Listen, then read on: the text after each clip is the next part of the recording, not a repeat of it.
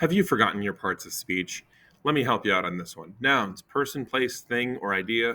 Verbs, the action words that describe what those persons, places, things, or ideas are doing. Adjective gives a description of a person, place, thing, or idea, just generally speaking, so like tall. And an adverb is the describes the verb, adjective, or another adverb, and what they and so adds details to what those things might be thinking or doing. So my kids and I would like to watch the Home Depot commercials. I'm sorry, we like to watch the This Old House, and on This Old House, they're sponsored by the Home Depot, and they'll say how doers get more done. So the doer in this case is a noun; it's a person, and how they get verb more done. So then that's actually a noun at the end of the sentence. But more done, just looking at the adverb describing that, you're starting to get the idea, hopefully.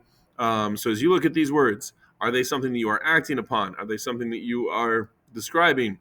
Are they using to describe? Or are they something that are a thing? Hopefully that helps out, reminding you what your parts of speech are.